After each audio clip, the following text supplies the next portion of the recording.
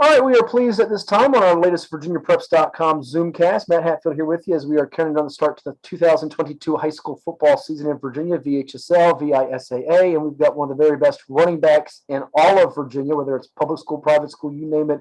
He is outstanding. And last year at Centreville with the Wildcats, listen to these numbers: 307 carries for 2,686 yards. That's not a misprint. Do the math: 2686 divided by 307. That means he's getting 8.7 yards per pop, 30 touchdowns, and maybe the most impressive thing, he had no fumbles on his way to Concorde District Player of the Year, Region 60 Player of the Year, and first team All-State honors. He's committed to play his college football for the Wildcats of Villanova. And they don't have a good basketball program that made the Final Four this past year, but a very good football program there in the Colonial Athletic Association. Isaiah Ragland with us. Isaiah, first and foremost, congratulations. How's the summer treating you? Thank you. Summer's been treating me pretty well. Just trying to work twice, 3 times as hard as I did last summer, because trying to outdo what I did last year, because it definitely is gonna be hard, because I definitely had a pretty good season, but I just got to work 3 times as hard as I did last year, because I'm always going against myself. At the end of the day, I'm always betting on myself. So yeah, just trying to work as hard as I did last year, but harder mainly.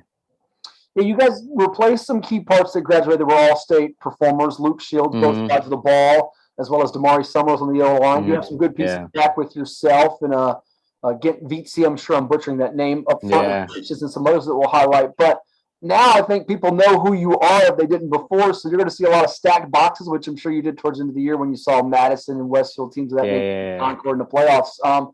So just to take me through the development for you as a running back, how it was as you started to rip off some of those 200, 250-yard games, because to put up what you did, you got to have 2 bills almost every game to get 2,000. Yeah. Definitely. Yes, sir. Um, I think mainly what's your question? Like, what are you asking? Tell me about your development, how it changed from sophomore to junior. Yeah. Okay. Definitely maturity. Sophomore year, I was definitely I was definitely young. It was my first year playing varsity as a starter and getting the groove of everything. And it was a 6-game season, so it wasn't really that long. So I really couldn't get into my groove as I really wanted to. But when I really got into my groove, it was towards the end of the season, and it's I really couldn't do nothing about it. But going into my junior year, I knew I had to come way harder than I did my sophomore year.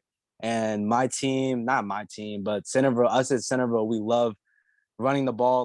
My God, my O-line don't want to pass. They are drilled willingly to want to run the ball, go downhill. And so if you have a team like that, have guys like that, rest will be easy work, honestly, because I'm nothing without the O-line. So for Absolutely. sure. You got to take care of those big boys up front. Now, you checking in at height and weight. What are you, 5'10", a buck 90? Am I about right there? Yes, I'm about 5'9", 5'10", 195, 200. I've probably gained 10, 15 pounds since last season. Yeah, because last season I was probably around about 180, 185. So I've gained around 10, 15 pounds since One of last season. Yeah, one of the things I was asked by some people that watched your tape and people that saw your numbers putting up 2,600 plus yards, 30 touchdowns, no fumbles is, my gosh, how, and we'll get to why you picked Villanova, which is a great school and those things in a second, but my gosh, you should be getting Power 5, those level of attention, FBS schools.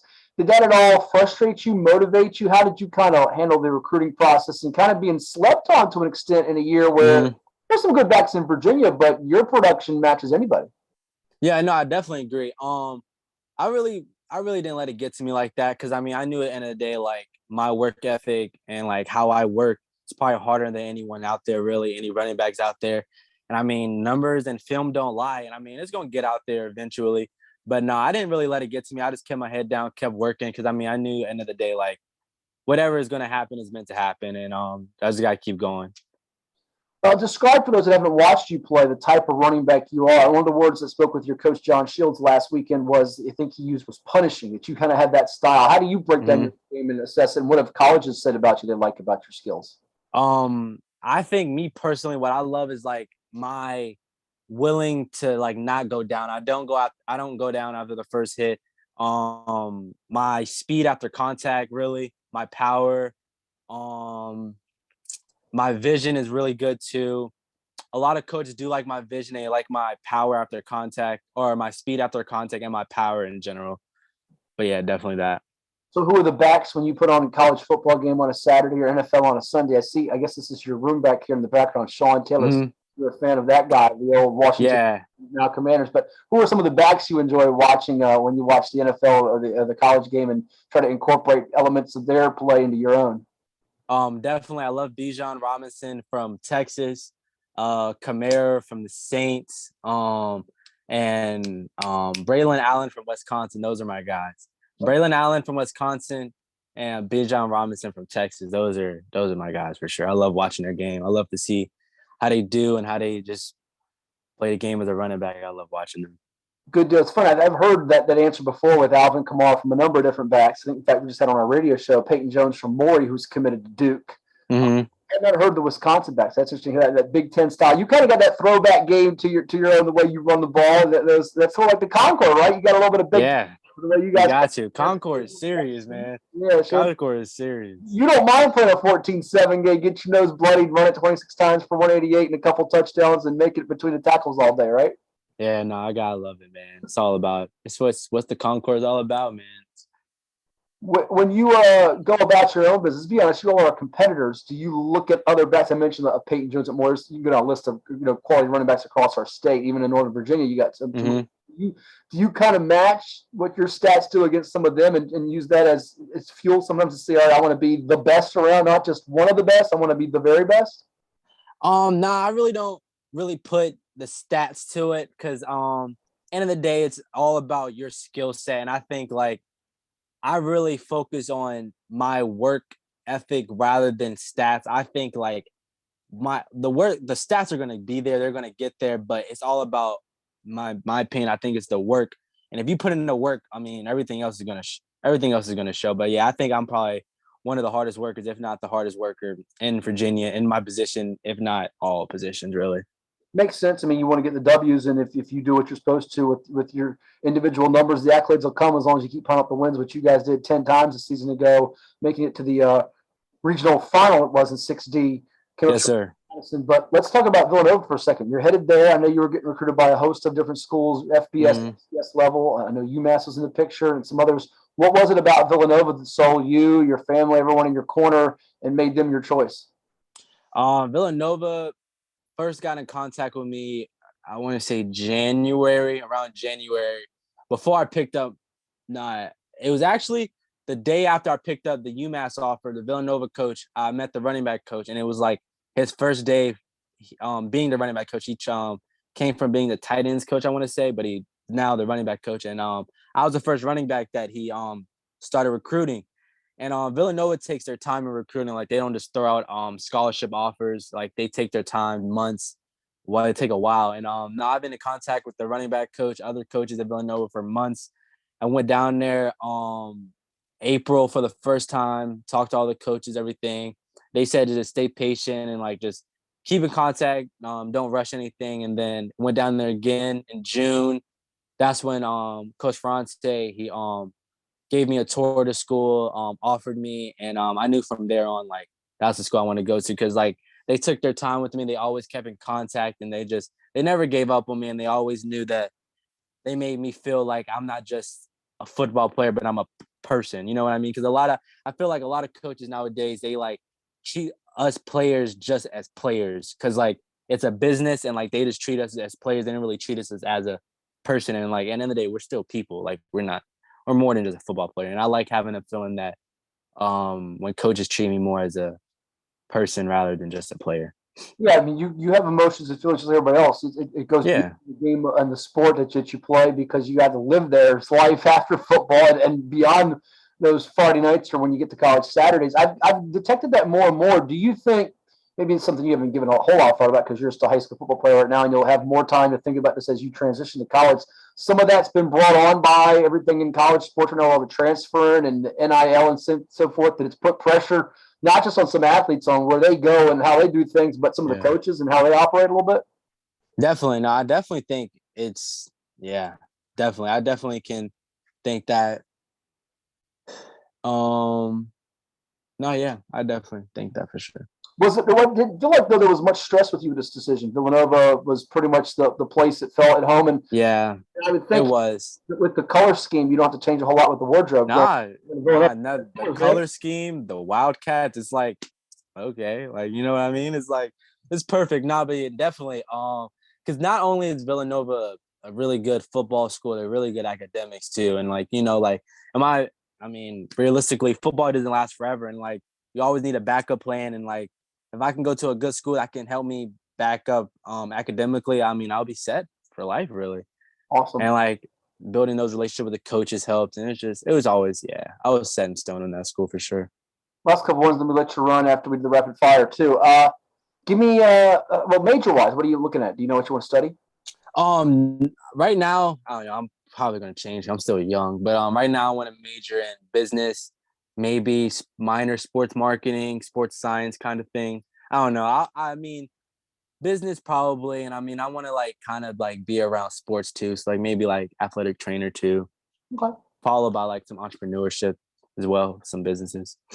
Good deal. What are you working on individually to improve in your own game as a running back? Because it doesn't seem there's a whole lot to get better at when you run for 2,630 touchdowns and don't fumble at once. But I'm sure you're striving to get better daily for Mm-hmm. the next level, and that your team can go even further this coming season. Definitely. What I've been working on probably this off season was speed.